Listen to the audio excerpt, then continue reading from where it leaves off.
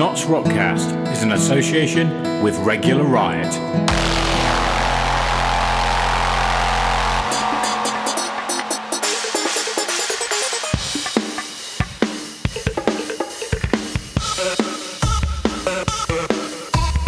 Welcome to NottsRockCast, the Notts Alternative Scene podcast.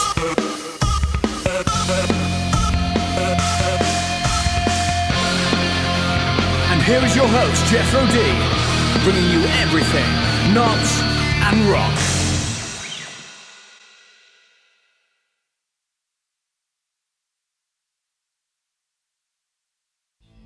So welcome back, Notts Rockers, to NRC-031 over YouTube.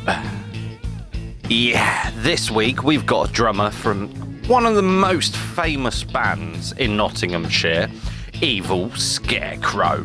So anyway, hit that subscribe button and ding that bell if you want to follow more podcasts that are released on YouTube. Let's check out the chat. Right, okay, welcome today. I'm here with Jordan Spencer, the drummer from Evil Scarecrow. Hello! Would you like to introduce yourself and tell me what you do? Do you really want me to go, hello, my name's Jordan, I'm the drummer for Evil Scarecrow?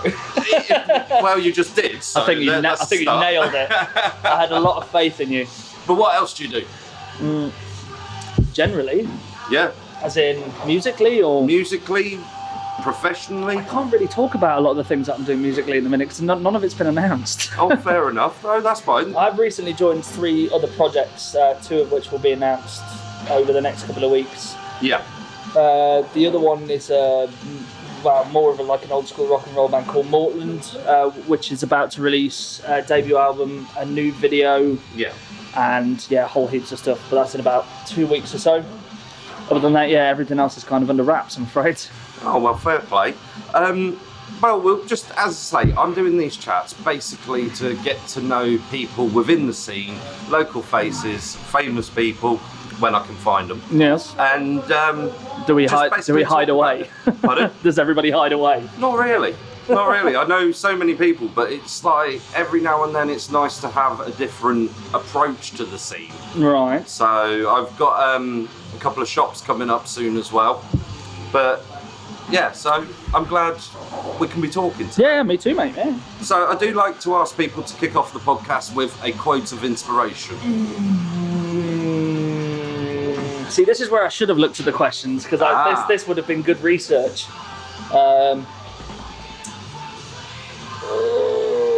Musically, if it ain't broke, don't fix it.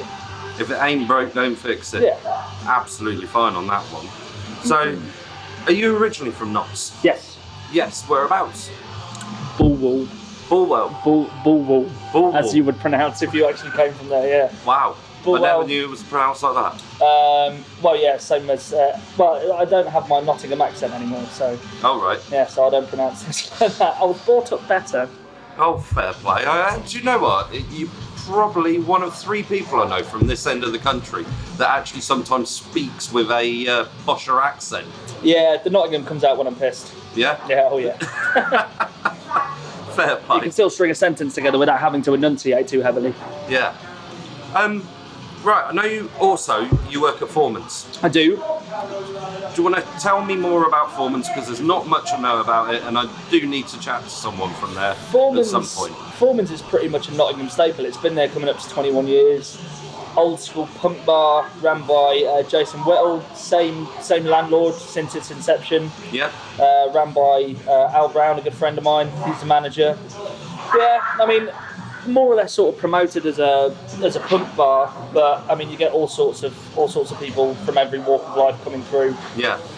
We'll play any sort of music anybody wants to listen to. It's a very inclusive sort of bar. We get a lot of the rock crowd in, a lot of the musicians that have been in and out there over the last 20 years. Yeah. So I mean, it'd be a good place for you to haunt and pick up a couple of people. I do occasionally grace my presence there.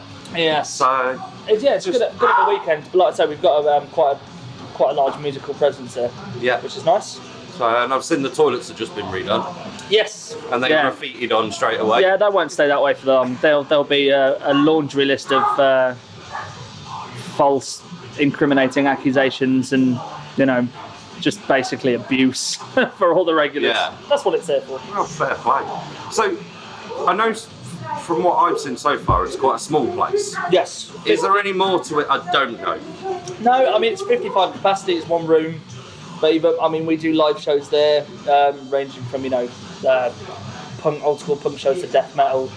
But we'll just set it up in the same room, fit as many people as we can in there, and just beat the shit out of the place.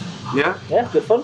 So, when people say they're putting on bands there, it's all in the small front bar, isn't it? All in the front bar. Wow, and do you get a drum kit in there? We have been known to get a drum kit in there. Yeah, and how many punters do you fit after that then, do you About reckon? 55. That's not bad Yeah, though. like sardines though, it's pretty much shoulder to shoulder. Yeah. Yeah, that's it after that. Once you're in, you're in. I don't think we can actually open the door successfully after everybody's in the room. So what sort of bands you had on there? You got any names of bands? Yeah, we've got ZZ Sputnik coming up. We've had, we've got Dick Buckler from The Jam. He's doing an interview there. We've had local talent, we've had Devastator, a really good black metal band who we had there recently. We've got Line of Fire coming up. So the Devastator and the Line of Fire gig were promoted by Phil Core, who does Torturous Promotions. But yeah, massive range. Cool. How long have you been a barman in places then? I've worked in the service industry for about 10 years. About 10? I used to be a chef. Yeah? That's what I did for a living. Because I know the first time I'd seen you working was in... I've forgotten the name of it now, but... Was it a Castle Rock bar? No, it was the little place down... The Turf Tavern. Not the Turf. Oh, where am I thinking? Really small, just one corridor. Schnapps, that was it. Yeah. Bloody hell, I can't believe I forgot that. Well, I don't think there's a dive bar in Nottingham that I haven't worked in one time or another. Do you see it as badges of honour then or something? Well, yeah, it was definitely not honour. But I'm more of a night owl, so anything after like the hours of 8 o'clock till stupid o'clock in the morning suits me down to the ground. Yeah? Yeah. Cool. No. I know a few people who prefer to do nights over daytime working. I don't get it myself, but... Always. Just because of my sleeping pattern. I prefer to sleep during the day and work at night. Works out for me, it's better. Okay. So, drumming. Let's talk about drumming, because I'm sure there's going to be loads of people wondering all the questions. Yes. How long have you been drumming? How old am I now? About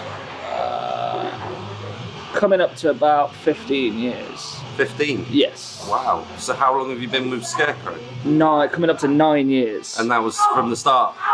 No. Was it? The Scarecrow's been going, I don't know, I can't remember the date, but I think it might be plus 14, 15 years, maybe more. Yeah? Almost definitely more, but I don't want to say the wrong date because I'll get it in the neck from the rest of the band. But yeah, and the fans, I think, more. Yes, Matt and Dr. Hell and Brother Payne have been working together since the inception. They used to be in a band called Thoughts Children as well. Them two originally from Boston and Lincolnshire. Yeah. And they used to play the circuit around there, like places like the Axe and Cleaver, which isn't there anymore. But yeah, moved down to Nottingham, and started. I think this is maybe the third or fourth version of Evil Scarecrow. Yeah. Since its inception, yeah. I didn't know that. See, they've had other keyboard players, other drummers, Yeah, I think this might be the fourth version. Again, that's another guess. Well, my first year at Bloodstock was the first time I found out about Evil Scarecrow. Yes. The people I was camping with decided not to wake me in the morning. Oh, nice. And so I was still very much hungover, wandering around like an idiot in the camp, and they all suddenly shifted off, and I'm like, where are you going? To go watch this band? And I'm like, yeah, I'm not up for this yet. I mean, to be fair, and they came back absolutely fucking banging about it. I was in the same state as you on my way to the stage. Like, I was rough. Yeah. That was a really, really fun gig, but it was rough as fuck. And that was 2014, I believe. Yeah, I think so. So I think my first one was 2012. Then we did 2014, maybe 2014. With the big Scrabulon scuttle. Yeah, so I think we've done Sophie stage twice, main stage once. This will be our second stage. Well, the one coming up in a couple of weeks will be. Well, I swear you've seen you on the mains. Oh yeah, you must have been on the Sophie stage that first year. Sophie stage twice, yeah, and then main stage once, I think. I think it's twice. Yeah, I don't. I've got to be honest, I've seen you on the main stage once. Yeah, but I think we've only done it once. How have I forgotten this? I don't know. How have I forgotten this? This is very Like interesting. all gigs blend into one, but not places like Bloodstock because they're just so memorable. But well, if you were to be that fair, hungover. clearly, I think we are a bit like a house band at Bloodstock though, because we've played there so many times compared to everybody else. Yeah. Yeah, I'm having trouble working. But it's out interesting dates. what comes out in the songs. Like my favourite song from the moment I've listened to it is Space Dementia. I love that song. I think that is awesome. Yeah. It's the You should whole listen to some of the samples as earlier well. stuff, man. If you want interesting, then there's just some absolute, it's comedy dog shit. It's brilliant. To be honest, I think that wasn't the first, and I'm going to say I've forgotten something now. Yeah. It wasn't the first time I've heard of you. All right. Because Dave, who does your props, Dave Parnham. Used to. Yes. Yeah. He actually tried to introduce me to you years before that event, so I'd completely forgotten about that. Dave worked with, initially the two props designers were Dave Parnham and Dean Barlow. Dean still works with us now, so he's the one who did, I don't know if you've seen Whittaker, the robot from Space Dementia. Yes. He did that. He's done all the stuff for the Antarctica shows. He made, a pneumatic crab drum riser that we're using at Bloodstock this year. He also does all the pyrotechnic stuff. Dean also does guitar teching. He made Crabulon. He's a very talented young man. Do you know where the concept for Crabulon came from? So we were writing, if memory serves, we were writing Galactic Hunt, and I think we were sort of consciously trying to bump off Robotron.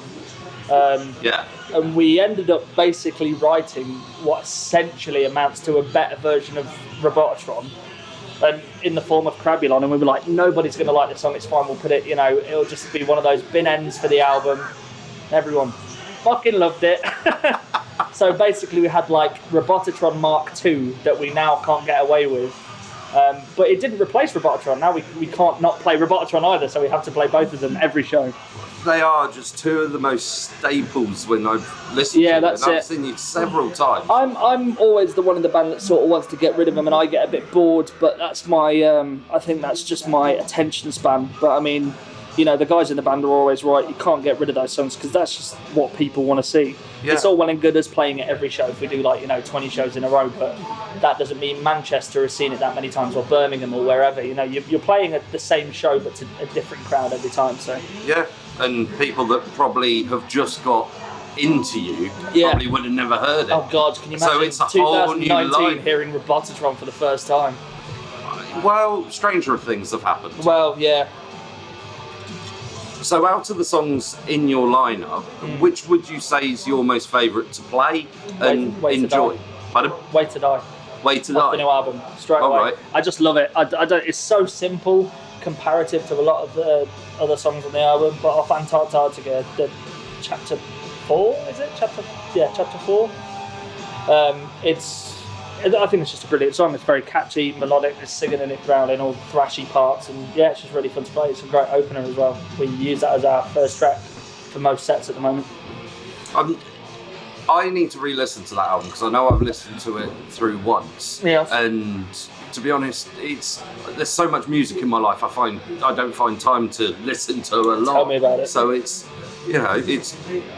going to be interesting to listen back to all this. Yeah, definitely. I go back and listen to, I know it's our music is a bit sort of self-gratuitous, but I go back and listen to the albums, and even stuff like Galactic Thunder. The other day I found myself listening to Crows of Fiction, which was the album they did before one of the albums they did before I was even in the band. And if it's not sort of admiring it musically, it's just sit there on my own laughing my head off because it's hilarious. No, that's awesome. Okay, drum kit. Yes. What have you got? Mapex Horizon, always play Mapex. Yeah? Always. What, throughout Tom's kick, snap? Throughout my entire career, I've always played Mapex. Well, other than when I was a kid and I could only afford a 4-piece CB drum kit, which was a bag of shit, as soon as I had some money. Always play Mapex, always play Sabian cymbals, and now I play my own signature sticks that have been made by the guys at the London Drumstick Company. Oh, right. Yes. Cool. How does that work with sponsorship then? Because I'm not too up on that. I mean, you either get approached by a company or you can approach them. I approached the London Drumstick Company because I heard really good things about them. Friends of mine also play. You've got, for instance, Jamie Oliver, who plays drums for UK Subs. He's with them. He's a really cool guy. Yeah. But Will, who basically heads up who I was talking to, has really great customer service. Price-wise, I mean, for the amount, for the quality and the amount that you get for the price is fantastic.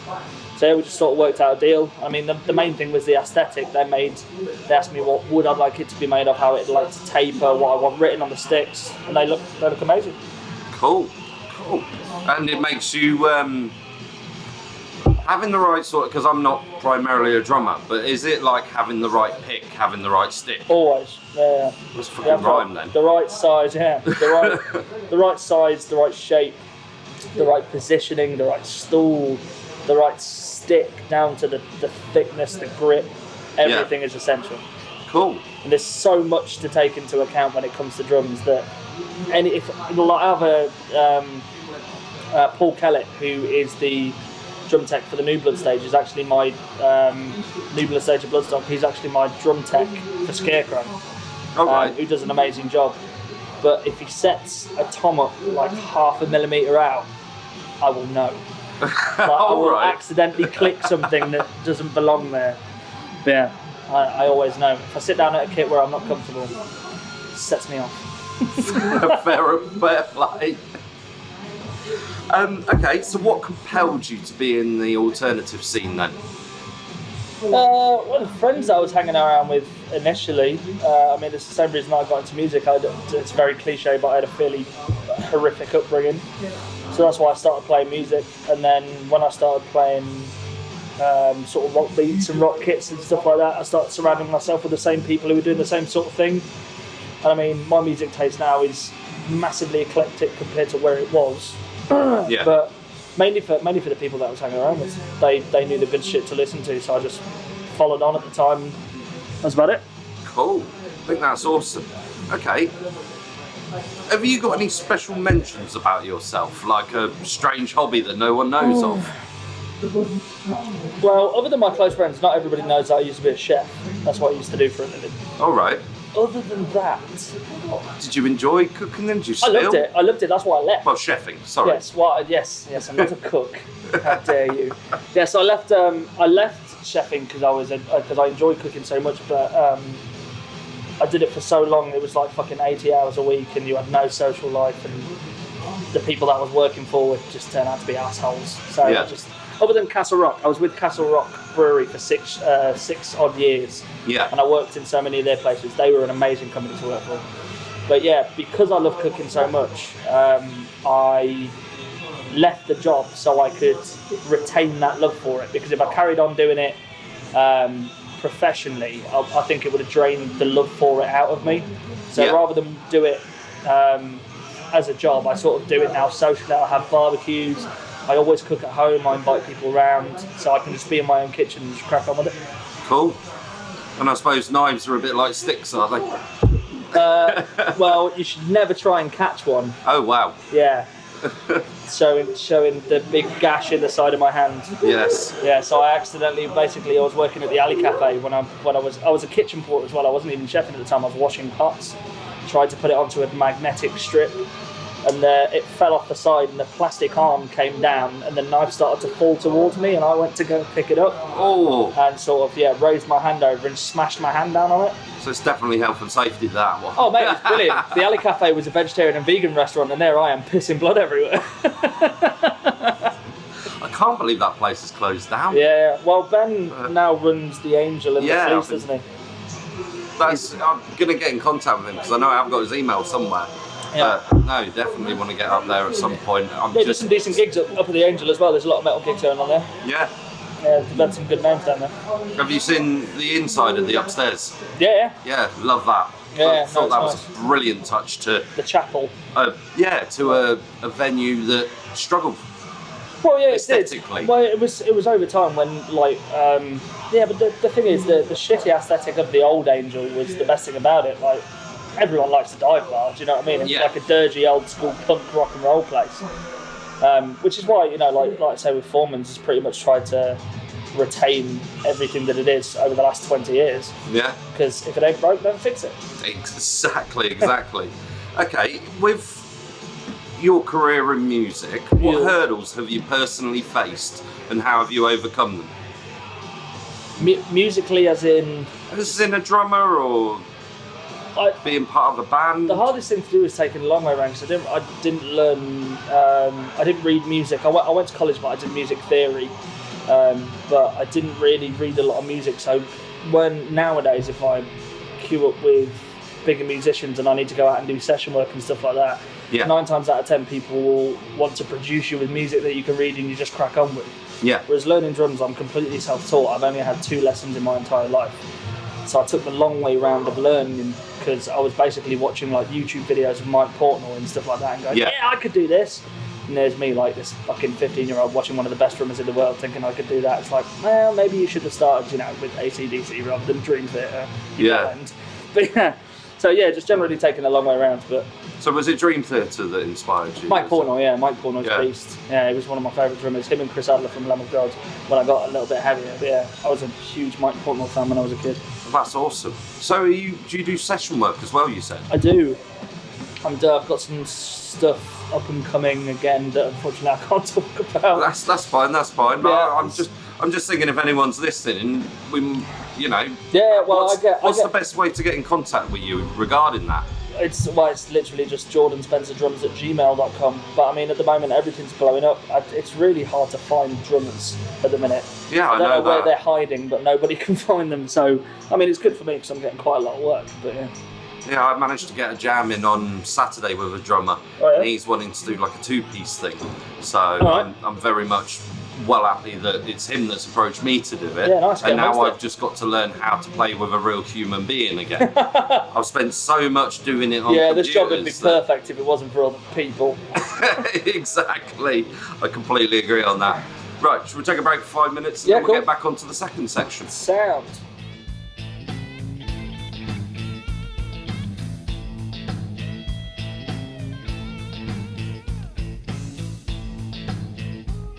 That game, Fallout New Vegas is like, I'm just re-going through all the different bits I probably missed. I'm trying to stick to anything sandboxy, anything with a decent sized world with enough time to actually put some hours into. Cool. Right, welcome back. We're doing the second round, which is Not Some Rock, and I'm here with Jordan Spencer, the drummer from Evil Scarecrow. Hey! Ow! I felt like Cat then. I felt like Cat from Red Dwarf. Ow! Sorry, carry on. All I can think of is Wayne Dwibley now. Dwibley. Yeah. Okay, what do you love and enjoy about Notts? Not so much the alternative scene, but Notts itself. It's a bit of a loaded question. The bars, that's a very obvious thing to say, but there's a lot of camaraderie in the bars. So even the Tap and Tumbler at the moment, Tap's got a great sort of social circle. Same with Foreman's. I mean, there's always that haunts like Mojo that go until quite late. Everybody always winds up there, but it's every decent bar in Nottingham has got its staple of people that always go there. And it's like the alternative version of Cheers. Every time you walk in, somebody cheers. Oh, right. Everybody's always happy to see each other. And yeah, I love the social aspect of the rock bars in Nottingham. It's always a good place to be. Cool. Awesome. Okay, can you tell us a myth or story about Notts, or something locally interesting that you'd tell a stranger, I suppose? Probably. Not a myth. I think everybody always talks about so we touched on earlier about me working at the Alley Cafe. If you actually kicked out the the steps of the cellar of the alley cafe where all the beers and stuff were stored, you could actually climb under it and walk through the caves underneath Angel Row. Wow. You could just literally get under there and basically just start wandering around underneath the city. I don't think there's any other open caves on Angel Row, is there? No. No. That's more or less the only way to get down there. But that was always covered up. But I mean, yeah, they always had these sort of creaky steps. If you removed them, you could just get down and wander about. Cool. That's interesting, because seeing a lot of different caves around the city, I didn't know there was going to be something. They're all connected in one way or another, yeah. But that's what they say. There's very thin walls in places. Yeah, they're all connected, but there are only sort of a certain few entry points, if you will. Yeah. No, that's cool. So, what is your favourite part of Notts or Nottinghamshire?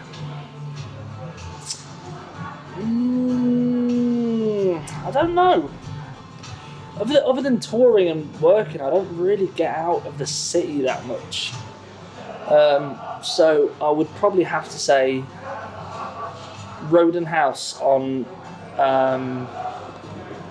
Roden Street, just off Bass Street in Nottingham, because that's where Scarecrow's rehearsal studio currently is. Yes. But it's just under Stuck on a Name Studios, which Balti runs. Yeah. Which is where I've practiced with numerous bands. I used to be in a technical metal band called Cicatricity. We used to practice up there.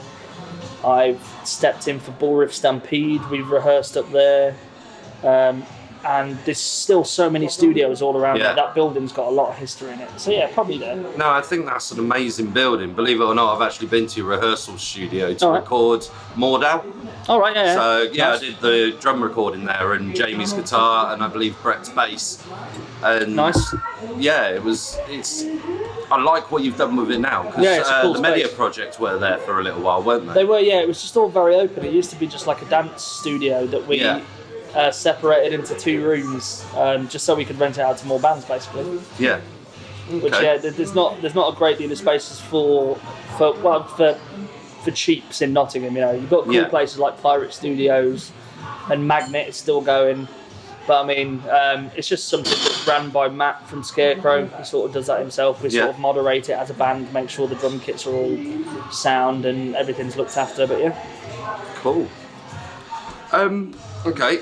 If a person walked in here now and they've just got off the train or bus and they said to you, where's the one place I should visit next? Where would you say? Foreman's.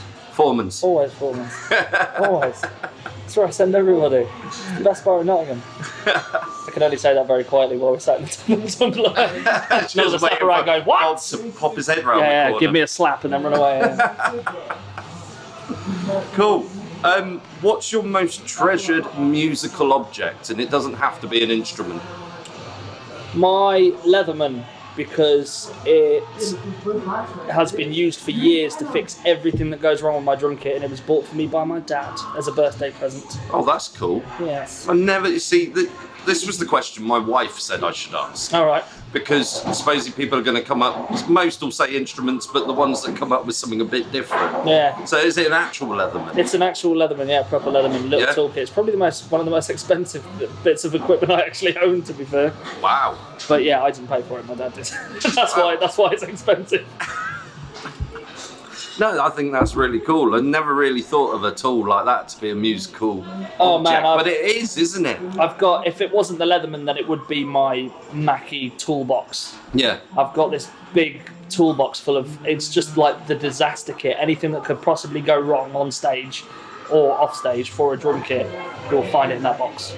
So were you in the Scouts and be prepared and all that? Oh no, I've never been prepared before, so now seemed like a good time to start. I don't want, to my drum kit to spontaneously combust while on main stage at Bloodstock and not have anything to fix that with. Cool. I know you mentioned a couple of drummers earlier, but who is your most influential band or artist? Yeah, it was definitely still Mike Portnoy and Dream Theater. As soon as I got past like the grunge phase, I listen to a lot of. I don't like Lars Ulrich as a drummer, but I love Metallica. Yeah. For me, I think the album of my childhood was, and for so many childhood was, And Justice for All, because it's a fucking masterpiece. But yeah, it was always Mike Portnoy, Chris Adler. I mean, Mike Mangini's cool. So many amazing drummers out there. It's hard to narrow it down to one. But I think he's the one that I spent most time with and learning from. No, that's interesting, especially as someone said to me the other day, they thought you were one of the most influential drummers they know. Jesus Christ. How weird's that? Oh, they've clearly not done a hell of a lot of research. I was like, do you even know the guy? Yeah. Who was that? Pardon? Who was that? I'll tell you after. Okay. That's interesting. Yeah. That's very sweet. It's very sweet. It's such a nice thing to say.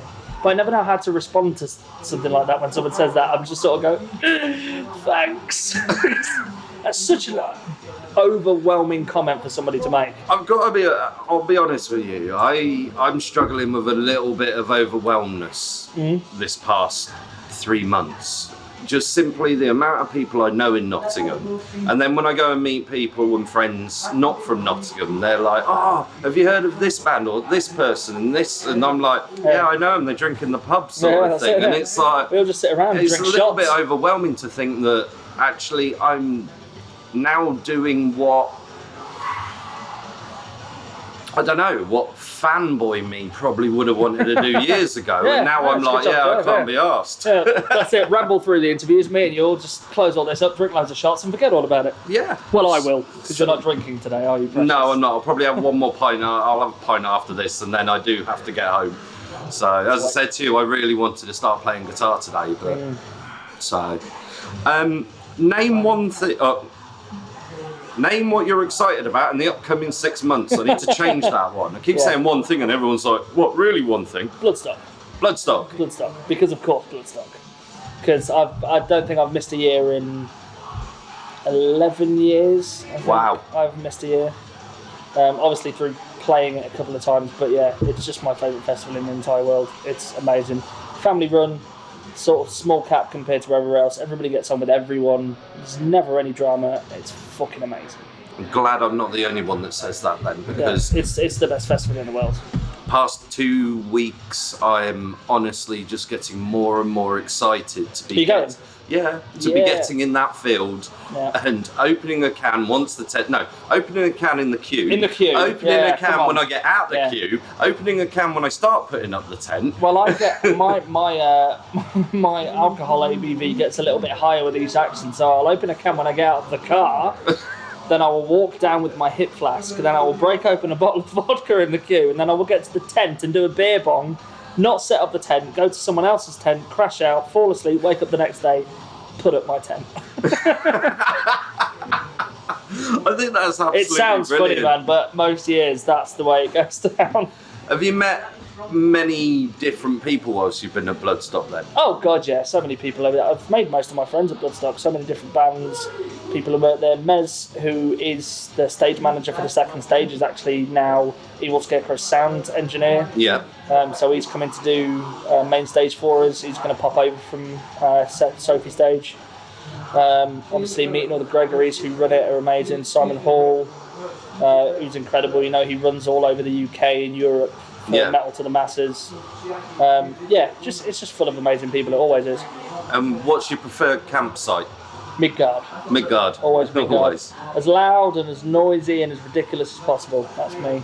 Fair play. I'm Ironwood personally because is that the quiet slightly out of the way. Yeah.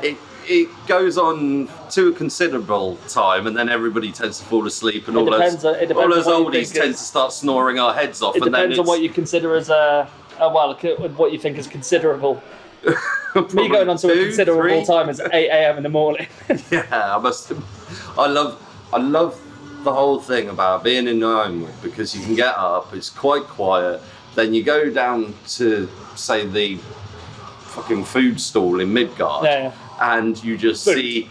Quotation marks. Food. Yeah, food. Whatever they're passing off as meat. But you see all these people in so many different states, the ones that are just waking up going, what the fuck have I done? The early morning walk is colourful. So that's the word I'd use for it. Oh, right, I'm going to get on to the last question. Yeah. And you're going to think it's loaded again. Okay. But in your opinion, what makes the Notts alternative scene great? but it is loaded though, isn't it? Oh yeah, of course it is. Because I'm waiting for the person to turn around and say, I don't think it is. Yes. Yes, actually I think this is a terrible idea. Go away. No, it's just because it's still thriving. We've had loads of places still closed down, like Junction 7 went. But I mean, at the heart of it, you've still got places like the Chameleon, the Tap still doing gigs, Foreman's still doing gigs. Fortunately, we've just lost the Maze, but it's like, in a lot of ways, Nottingham's one of those places, like, you know, if you cut off one head, two more will appear. Everybody's always continuously trying to make sure that we don't lose the musical underground, and that's the best thing about it, is it's not going anywhere.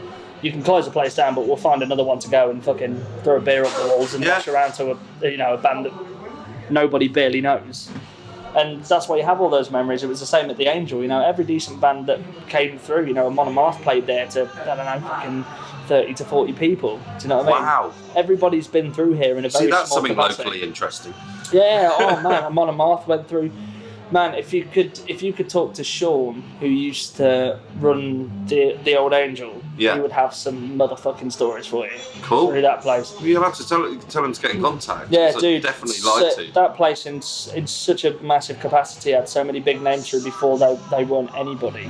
Yeah. And we're still seeing that now, you know, up and coming bands. Like I said, you know, we had Devastator and Foreman's. I'd never heard of them. I knew their drummer, but I'd never heard of them until I saw them, and you know, I haven't stopped listening to them since. You will always find something new from a gig you didn't expect to go out to. It's like, get your ass out of fucking bed and go to a gig on a Tuesday and Wednesday night. Go and find your new favourite band. It's the way to do it, man.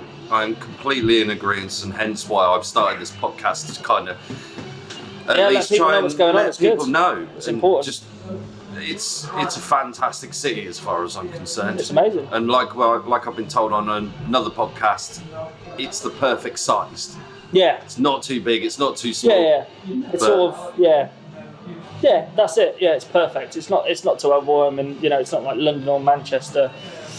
It's just big enough, and it's still thriving. Yeah. That's the most important thing. Cool. Is there anyone you'd like to give a shout out to before we bring this to a close?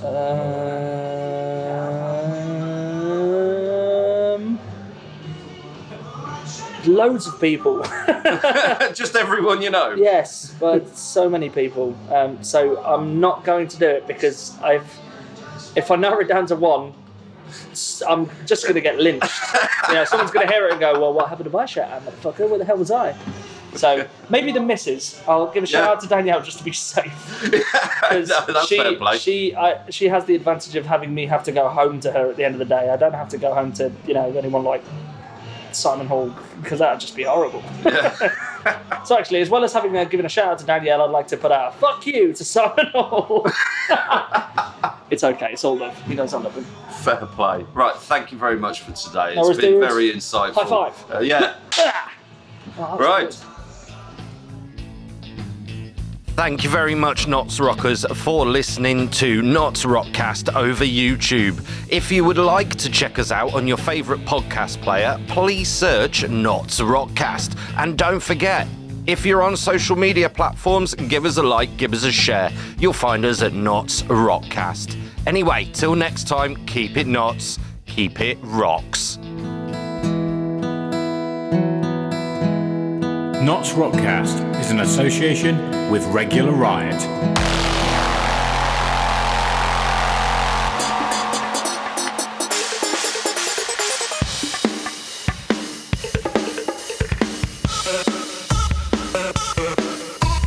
Welcome to NottsRockCast, the Notts Alternative Scene podcast.